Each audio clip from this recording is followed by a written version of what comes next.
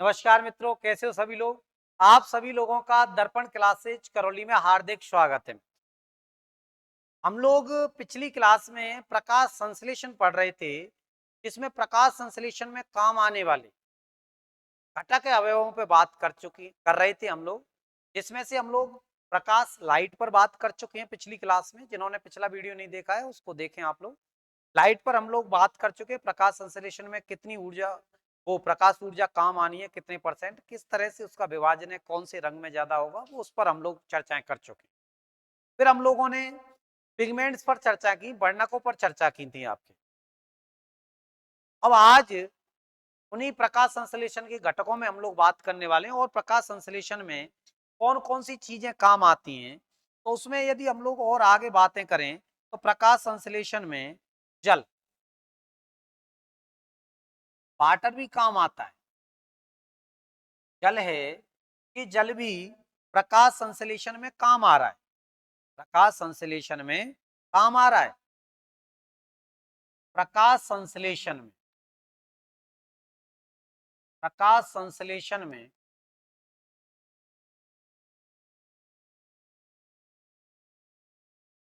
उपयोगी घटक है, घटक या अवयव। तो ये प्रकाश संश्लेषण का उपयोगी घटक या अवयव है जो जल है। जो अब जल प्रकाश संश्लेषण का उपयोगी घटक या अवयव है। अब हम लोग यदि इस पे बात करें कि जो जल है, कि जल प्रकाश संश्लेषण में कहां से अवशोषित किया जाता है, तो ये भूमि से, भूमि से ग्रहण करती हैं।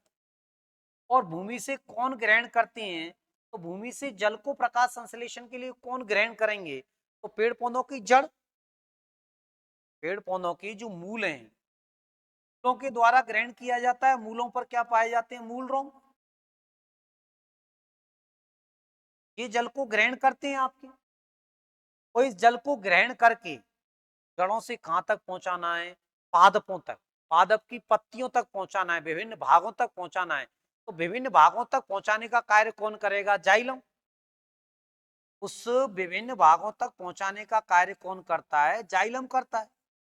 फूल रोम से पत्ती तक पहुंचाना है, प्लांट की तक, विभिन्न शाखाओं तक पहुंचाना है, प्लांट की तक। तो कौन पहुंचाएगा, तो जल को पहुंचाने का कार्य कौन करता है, जाइलम करता है। जल को पहुंचाने का कार्य जाइलम करता है। अब जाइलम ने पहुंचा दिया ये जल। अब जल जैसे ही पहुंचाया, तो मामला क्या हुआ कि जल पहुंचते ही जल का फोटोलाइटिक क्रिया होगी आपकी। तो जल है कि जल फोटोलाइटिक क्रिया के द्वारा,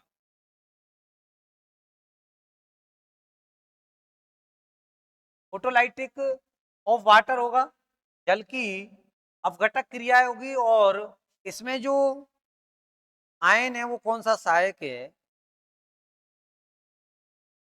Mn+2 की उपस्थिति में फोटोलाइटिक क्रिया होगी जल की। अब जल की जो फोटोलाइटिक क्रिया हो रही है, उस फोटोलाइटिक क्रिया के तहत यदि आप लोग देखोगे कि H+ और तो OH- अणु निकल गए आपके। इस तरह से जल टूट गया, 2H+ और 2OH- में टूट गया आपके। अब ये जो 2H+ निकला है आपके, ये जो 2H+ है, ये NADP से क्रिया करेगा, NADP से क्रिया करेगा। और ये क्या बना देगा, ये बना देगा आपके NADH2।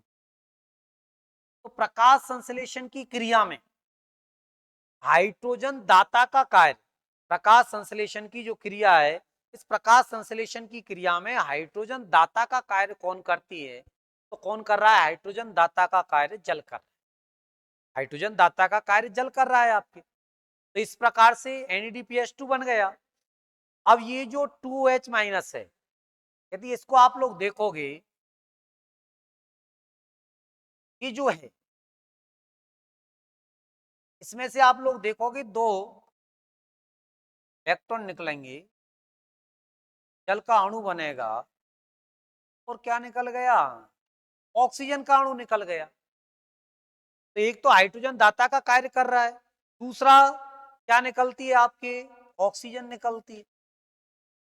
ऑक्सीजन एक फोटोफॉस्फोराइलेशन हो रहा है क्योंकि ऑक्सीजन निकल रही है आपकी। इस प्रकार से जल इस प्रकार संश्लेषण की क्रिया में एक सहायक भूमिका निभा रहा है। प्रकाश संश्लेषण की क्रिया में जल एक सहायक भूमिका निभा रहा है। इलेक्ट्रॉन निकल गया, जल निकल गया, ऑक्सीजन निकल गई, इधर NADPH2 निकल गई, वो बन गई। अब ये जो ऑक्सीजन है वो वायुमंडल में चली जाएगी। ऑक्सीजन कहां चली जाएगी, वायुमंडल में चली जाएगी। तो इस प्रकार से जल प्रकाश संश्लेषण में सहायक है। तो जल प्रकाश संश्लेषण में क्या काम कर रहा है, तो जल एक तो ऑक्सीजन दाता का कार्य कर रहा है, मतलब इससे ऑक्सीजन बन रही। तो आप लोग कह सकते हो, ये तो क्वेश्चन भी कई दफे कंपटीशन में ऑलरेडी पूछा जा चुका है आप लोगों से। आप पुराने पेपरों को देखोगे, एग्जामों को, तो आपको मिल जाएगा आपकी इस तरह का क्वेश्चन। इसमें सीधा आपके लेवल पर क्वेश्चन मिलेगा कि जो जल है, जो वाटर है, जो जल है, ये जल से क्या बन रही है, ऑक्सीजन। आप लोगों से पूछा जाता है कि प्रकाश संश्लेषण में निकलने वाली ऑक्सीजन का स्रोत है जल, जल से निकलती है, जल से बनती है। तो वो इस तरह से बनती है, आप लोगों के इस तरह से फोटोलाइटिक क्रिया होती है इसकी जल की, और जिससे NADPH2 मतलब एक हाइड्रोजन दाता का कार्य करता है और एक ऑक्सीजन निकल जाता है। लेकिन ये पादपों में क्रिया हो रही है, लेकिन कुछ बैक्टीरिया भी हैं जिनमें इस तरह के पिगमेंट्स पाए जाते हैं कि वो प्रकाश संश्लेषण में सहायक होते हैं। तो यदि आप लोग बैक्टीरिया के बारे में देखोगे, इसके बारे में देखोगे आप लोग, बैक्टीरिया के बारे में यदि आप लोग देखोगे, तो देखो बैक्टीरिया पर जब हम लोग बात करेंगे तो बैक्टीरिया के बारे में, जीवाणु के बारे में, तो बैक्टीरिया है, जीवाणु है। आप लोग यदि इस जीवाणु पर बात करो, तो जीवाणु में जो प्रकाश संश्लेषण होता है, तो जीवाणु में प्रकाश संश्लेषण किस प्रकार का प्रकाश संश्लेषण होता है, तो बैक्टीरिया में या जीवाणु में जो प्रकाश संश्लेषण होता है वो नॉन ऑक्सीजेनिक होता है, मतलब ऑक्सीजन नहीं निकलती है। नॉन ऑक्सीजेनिक होता है मतलब ऑक्सीजन नहीं निकलती है। जबकि आप लोग प्लांट में पढ़ रहे हो, तो पादप हैं, तो आप लोग प्लांट में पढ़ रहे हो, इस पादप में यदि आप लोग देखोगे तो किस प्रकार का प्रकाश संश्लेषण होगा, तो पादप में जो प्रकाश संश्लेषण होगा, तो पादपों में जो प्रकाश संश्लेषण होता है, उस प्रकाश संश्लेषण में तो क्या निकलती है आपकी, ऑक्सीजन निकलती है। इसलिए पादपों में किस प्रकार का होगा, ऑक्सीजेनिक, ऑक्सीजेनिक फोटोसिंथेसिस होगा, ऑक्सीजेनिक फोटोसिंथेसिस होगा। जबकि बैक्टीरिया में जो होगा, नॉन ऑक्सीजेनिक फोटोसिंथेसिस हो रहा है।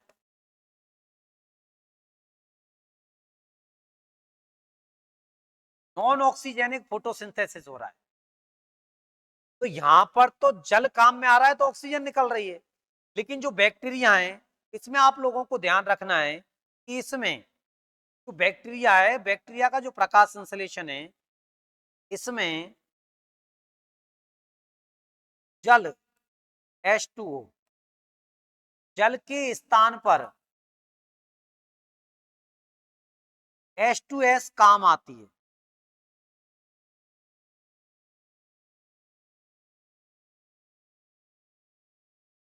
इसलिए आप लोगों को ध्यान रखना है, जो बैक्टीरिया है वो नॉन ऑक्सीजेनिक फोटोफॉस्फोराइलेशन करते हैं, प्रकाश संश्लेषण करते हैं। तो बैक्टीरिया में प्रकाश संश्लेषण के दौरान H2 के स्थान पर H2S काम आती है। इसलिए इसमें ऑक्सीजन के स्थान पर क्या निकलेगा, सल्फर निकलेगा, एस निकलेगा। इसलिए इसलिए इनमें ऑक्सीजन के स्थान पर ऑक्सीजन के स्थान पर सल्फर निकलती है,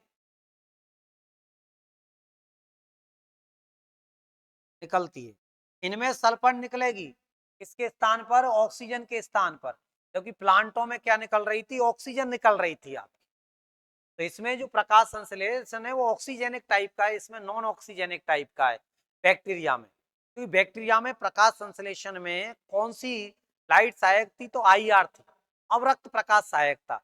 क्योंकि पादपों में क्या था? दृश्य था, विजिबल लाइट सहायक थी आपकी। इनमें जल सहायक है, जबकि यहाँ H2S सहायक है। जल के स्थान पर क्या है? H2S सहायक, इसलिए क्या निकल रहा है? सल्फर। जबकि यहाँ जल काम में आ रहा था, इसलिए क्या निकल रही थी? ऑक्सीजन निकल रही थी। ये आप लोगों को ध्यान रखना है कि जो बैक्टीरिया है वो नॉन ऑक्सीजेनिक फोटोसिंथेसिस, प्रकाश संश्लेषण, अनऑक्सीजनित प्रकाश संश्लेषण की क्रिया करते हैं आपके जो बैक्टीरिया होते हैं। तो इस प्रकार से जल का इस्तेमाल किया जाता है। इसके अलावा आप लोग देखोगे तो और कौन सा घटक है जो सहायक है प्रकाश संश्लेषण में? तो और घटकों में आप लोग देखोगे लाइट हो गई आपकी, वाटर हो गया, पिगमेंट हो गए, एक CO2, अगला कौन सा है आपके? CO2। प्रकाश संश्लेषण में CO2 भी काम आती है। और प्रकाश संश्लेषण में जो CO2 काम आती है, तो CO2 कहां से ग्रहण की जाती है? तो प्रकाश संश्लेषण की क्रिया में इस CO2 को कहां से ग्रहण किया जाता है? वायुमंडल से ग्रहण किया जाता है। प्रकाश संश्लेषण की क्रिया में CO2 कहां से ग्रहण की जाती है? तो वायुमंडल से ग्रहण की जाती है। वायुमंडल से ग्रहण की जाती है जो CO2 है। अब छिद्रों के द्वारा पादप के अंदर चली गई, जल जड़ों से पत्तियों तक आ गया, दोनों के सहयोग से प्रकाश संश्लेषण क्रिया हो जाती है, लाइट आती है आपके। तो ये जो वायुमंडल से ग्रहण की जाती है जो CO2 होती है, वो जो कार्बन डाइऑक्साइड है वो कहां से ग्रहण करेंगे? तो वायुमंडल से ग्रहण की जाती है। अब CO2 वायुमंडल से ग्रहण की जाती है, लेकिन जो जलीय पादप है, ये तो थलीय पादपों की बात हो गई, लेकिन यदि आप पूछें कि जो जलीय पादप हैं, ये जलीय पादप भी प्रकाश संश्लेषण करते हैं, लेकिन CO2 को किस रूप में ग्रहण करते हैं? HCO3 इस रूप में ग्रहण करते हैं जलीय पादप। तो यदि आपसे पूछ लिया जाए कि जो जलीय पादप हैं ये जलीय पादप CO2 को किस रूप में ग्रहण करते हैं? तो HCO3 के रूप में ग्रहण करते हैं जो जलीय पादप होते हैं। तो इस प्रकार से CO2 का उपयोग किया जाता है, CO2 का उपयोग किया जाता है। तो ये आपके प्रकाश संश्लेषण से संबंधित तथ्य तो प्रकाश संश्लेषण की क्रिया में काम आते हैं। अब जो प्रकाश संश्लेषण की जो क्रिया है वो प्रकाश की उपस्थिति और अनुपस्थिति के आधार पर देखा जाए तो दो प्रकार की होती है, लाइट रिएक्शन और डार्क। लेकिन प्रकाश संश्लेषण होता कहां है? यदि प्रकाश संश्लेषण के स्थल पर हम लोग बात करें, प्रकाश संश्लेषण का स्थल, प्रकाश संश्लेषण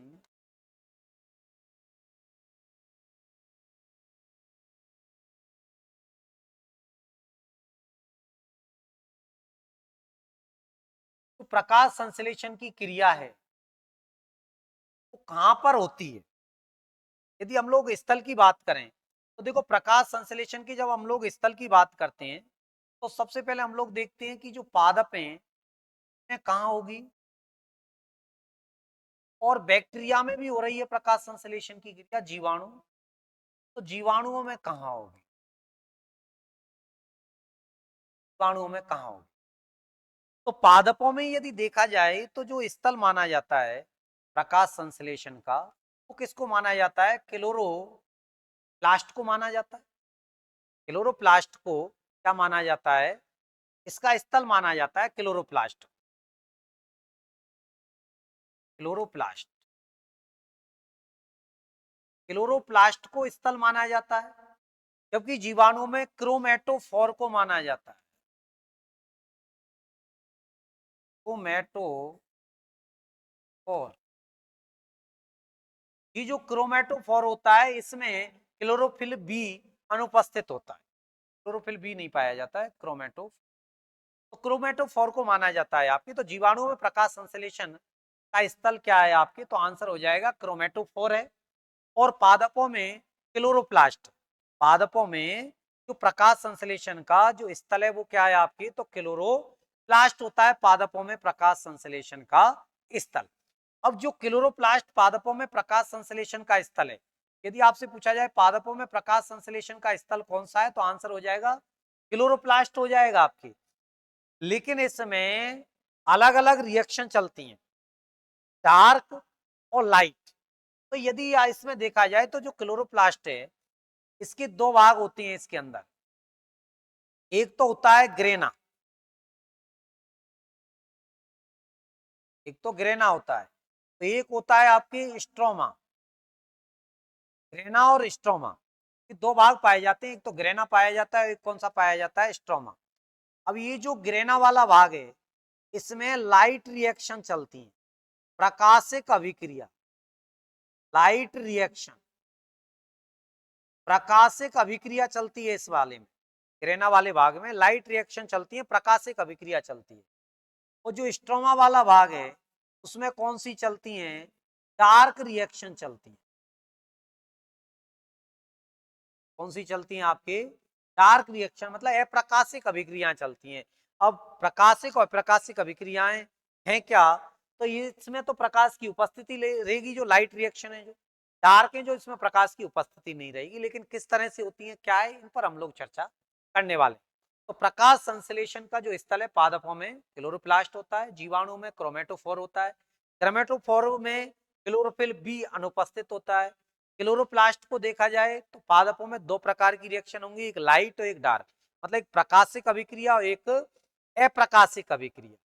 अब जो क्लोरोप्लास्ट का ग्रेना वाला भाग है जिसमें प्रकाशिक अभिक्रियाएं होती हैं, जो स्ट्रोमा वाला भाग है उसमें डार्क रिएक्शन होती है, मतलब अप्रकाशिक अभिक्रियाएं होती हैं।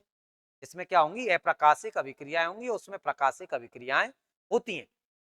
अब हम लोग बात करते हैं कि जो प्रकाशिक और अप्रकाशिक अभिक्रिया हैं क्या, तो सबसे पहले हम लोग बात करते हैं प्रकाशिक अभिक्रियाओं। सबसे जो पहला पॉइंट है हमारा वो कौन सा है, प्रकाशिक अभिक्रिया।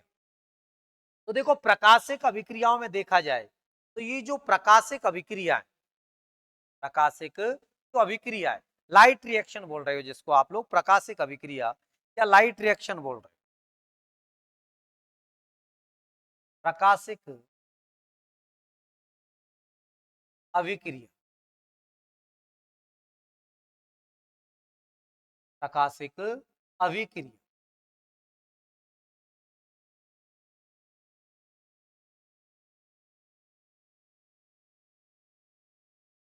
प्रकाशिक अभिक्रिया या आप लोग इसको क्या बोल रहे हो, लाइट रिएक्शन। ये जो प्रकाशिक अभिक्रियाएं इनके बारे में हिल नामक वैज्ञानिक ने बताया था, इसलिए इनको हिल रिएक्शन भी कहा जाता है। हिल रिएक्शन के नाम से भी इन्हीं को जाना जाता है, प्रकाशिक अभिक्रियाओं को। इन प्रकाशिक अभिक्रियाओं में प्रकाश की क्या होगी, उपस्थिति, प्रकाश उपस्थित होगा इन प्रकाशिक अभिक्रियाओं। इन प्रकाशिक अभिक्रियाओं में जो जल है उस जल का अभी आप लोगों ने जो देखा था फोटोलाइटिक, तो फोटोलाइटिक रिएक्शन होगी जल की में, फोटोलाइटिक रिएक्शन होगी आपकी। और फोटोलाइटिक जो रिएक्शन होगी, जल की क्या रिएक्शन होगी, फोटोलाइटिक रिएक्शन होगी, और जिसके कारण जल टूट जाए, फोटोलाइटिक रिएक्शन के कारण जल क्या होगा, टूट जाएगा। तो ये जल फोटोलाइटिक रिएक्शन होती है इनमें जल की, आप प्रकाश की उपस्थिति में लाइट के द्वारा प्रकाश उपस्थित होगा। अब इन अभिक्रियाओं में वर्णक तंत्र हैं जो वो काम आते हैं। फोटो सिस्टम फर्स्ट और सेकंड अलग अलग तरंग दैर्घ्य के रहते हैं। एक तो होता है आपके प्रकाशिक तंत्र, प्रकाश तंत्र,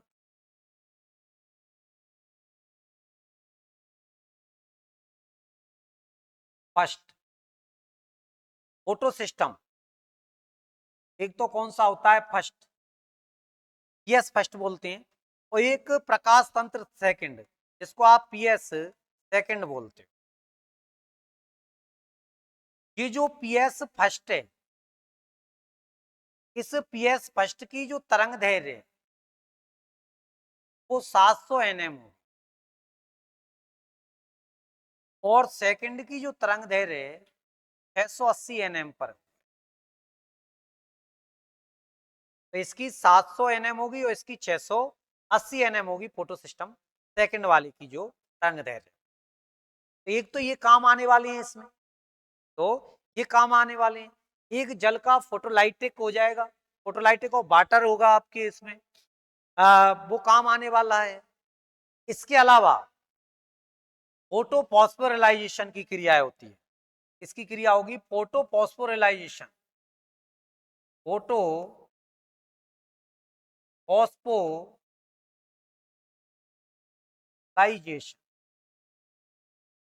ये जो फोटो फॉस्फोरिलाइजेशन है ये है क्या? फोटो फॉस्फो जो रिलाइजेशन है, ये फोटो फॉस्फोरिलाइजेशन है क्या? फोटो फॉस्फोरिलाइजेशन का मतलब है कि प्रकाश की उपस्थिति में या लाइट की उपस्थिति में एटीपी का निर्माण होना, ऊर्जा का निर्माण होना। प्रकाश की उपस्थिति में, प्रकाश की उपस्थिति में, प्रकाश की उपस्थिति में ऊर्जा का, या आप लोग कह सकते हो एटीपी का निर्माण होना। प्रकाश की उपस्थिति में एटीपी का निर्माण होना या संश्लेषण होना, फोटो फॉस्फोरिलाइजेशन कहलाता है। किस तरह से होगा आपके, तो जो एडीपी है, इनऑर्गेनिक फॉस्फेट से क्रिया करेगी, वो क्या बनाएगी? एटीपी बनाएगी। हार्मोन नामक वैज्ञानिक ने इस चीज के बारे में बताया था। हार्मोन नामक वैज्ञानिक ने सर्वप्रथम इस चीज के बारे में बताया था। तो प्रकाश की उपस्थिति में एटीपी का निर्माण होना ही क्या कहलाएगा? फोटोफॉस्फोरिलाइजेशन कहलाता है आपके। तो इन प्रकाशिक अभिक्रियाओं में क्या आप कह सकते हो कि एटीपी के निर्माण में पीएस फर्स्ट और पीएस सेकंड काम आते हैं? पीएस फर्स्ट काम आता है, एक कौन सा आता है? पीएस सेकंड काम आता है। अब ये जो पीएस फर्स्ट और पीएस सेकंड है, ये पीएस फर्स्ट और पीएस सेकंड अलग अलग तरंग दैर्घ्य के, ये 700 nm का है, ये 680 nm का। 700 nm और कौन सा है? 680 nm का है। अब हम लोग यदि बात करें कि जो फोटो फॉस्फोरिलाइजेशन की जो क्रिया है, फोटो फॉस्फोरिलाइजेशन की जो क्रिया है, यदि इसकी हम लोग बात करें,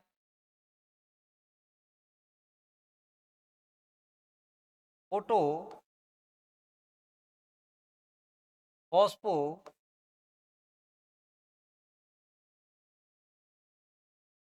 फोटो फॉस्फोरिलाइजेशन,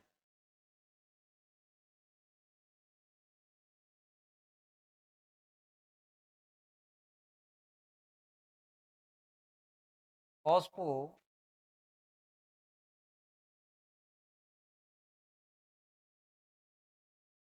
यदि फोटो फॉस्फोरिलाइजेशन को देखा जाए तो ये एटीपी का निर्माण हो रहा है इस क्रिया के द्वारा। फोटो फॉस्फोरिलाइजेशन की जो क्रिया है उसके द्वारा एटीपी का निर्माण हो रहा है। तो इस फोटो फॉस्फोरिलाइजेशन की क्रिया दो प्रकार की होती है, एक साइक्लिक होती है, एक नॉन साइक्लिक होती है। एक तो कौन सी होती है? साइक्लिक होती है, और एक कौन सी होती है आपकी? नॉन साइक्लिक होती है। तो यदि आप लोग इसको देखोगे तो जो एक तो कौन सी होगी? साइक्लिक होगी, और एक कौन सी होगी आपके? नॉन साइक्लिक होगी। मतलब एक तो चक्रीय साइक्लिक, और एक कौन सी होगी? अचक्रीय नॉन साइक्लिक।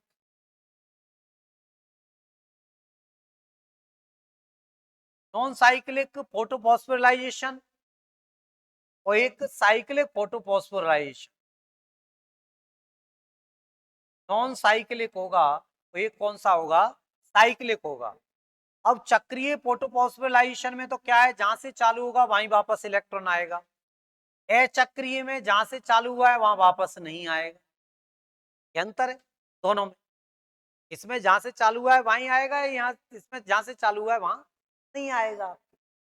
लेकिन क्वेश्चन कैसे पूछे जाएंगे मल्टीपल चॉइसिंग में, बात ही आती है। रिटर्न पेपरों में तो सीधा क्वेश्चन पूछ लेता है आपकी, सीधा क्वेश्चन पूछ लेता है आपकी।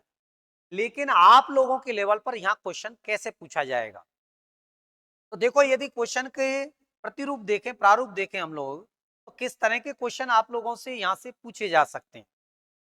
ये जो साइक्लिक है फोटो सिस्टम फर्स्ट से स्टार्ट हो रहा है आपके 700 nm तरंग दैर्ध्य वाली है। अब यहां से जैसे ही इस पे प्रकाश किरण डालोगे आप लोग, तो यहां से इलेक्ट्रॉन उत्सर्जित हो और इसका पहला इलेक्ट्रॉन ग्राही क्या होगा, एफईएस। पहला इलेक्ट्रॉन ग्राही एफईएस है। अब ये जो इलेक्ट्रॉन, पहला इलेक्ट्रॉन ग्राही एफईएस है, फिर ये जो इलेक्ट्रॉन है तो अगले उस पर जाएगा।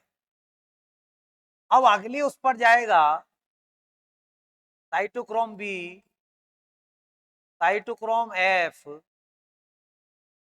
इस तरह से इलेक्ट्रॉन अगले पर ट्रांसफर होगा। तो यहां से एक तो आपके काम का ही है, काम का क्या बिंदु है कि ध्यान रखना है साइक्लिक में, क्योंकि मेन उद्देश्य हमारा एमसीक्यू छांटना है कि एमसीक्यू के लेवल पर क्वेश्चन कैसे पूछा जाए।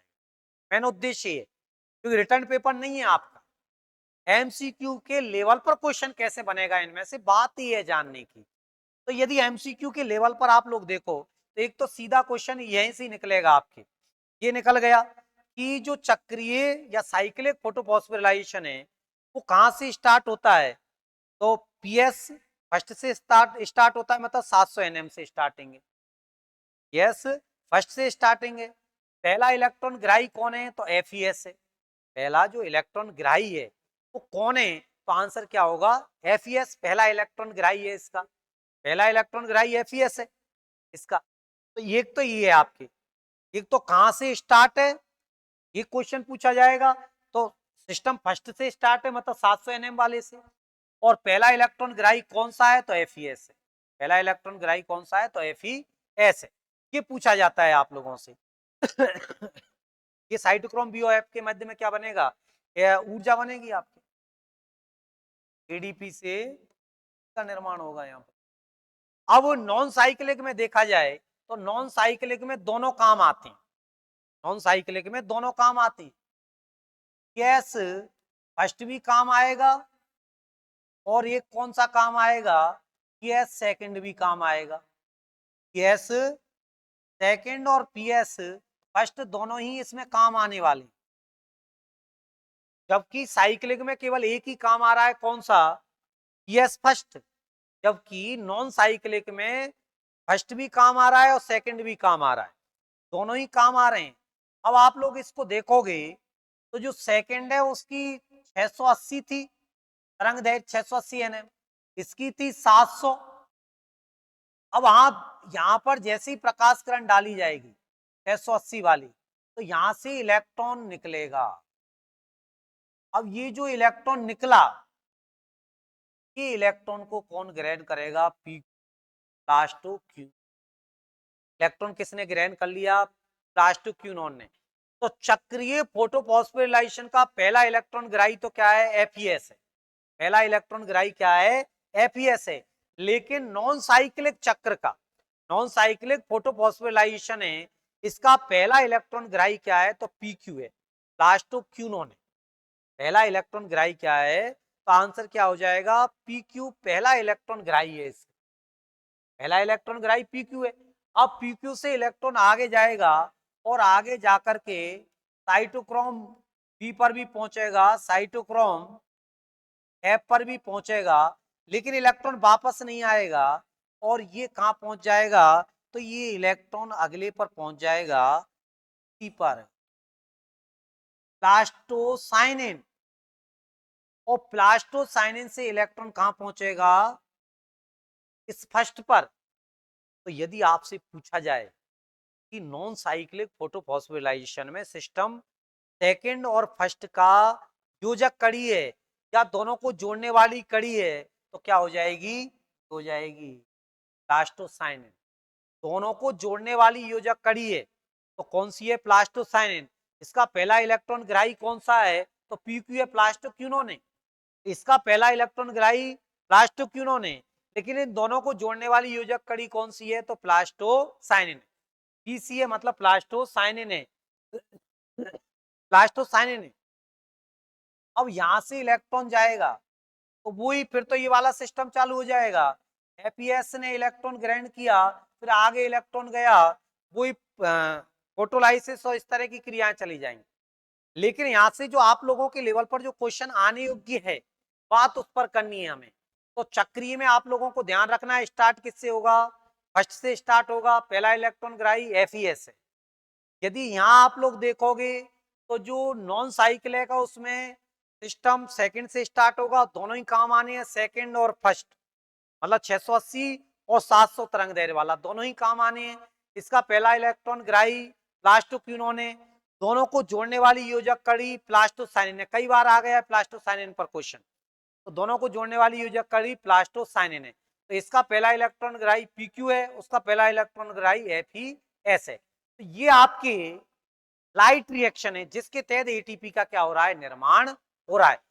अगली हम डार्क रिएक्शन को कल की क्लासों में पढ़ेंगे हम लोग, कि जो डार्क रिएक्शन है, इस डार्क रिएक्शन में यदि आप लोग देखोगे तो जो डार्क रिएक्शन है, इस डार्क रिएक्शन में किस तरह से चलेंगे, कौन कौन से चक्र आएंगे, उन सभी बिंदुओं पर हम लोग कल की क्लास में चर्चा करेंगे कि जो डार्क रिएक्शन है वो किस तरह से हो रही है, डार्क रिएक्शन है वो किस तरह से हो रही है, और दूसरा इसमें कौन कौन से चक्र आने वाले हैं। जो डार्क रिएक्शन है उसमें कौन कौन से चक्र आप लोगों के लेवल पर काम आने वाले हैं, उन सभी बिंदुओं की हम लोग कल की क्लास में चर्चा करने वाले हैं। आप सभी लोगों के लिए बहुत बहुत धन्यवाद। जय हिंद, जय भारत।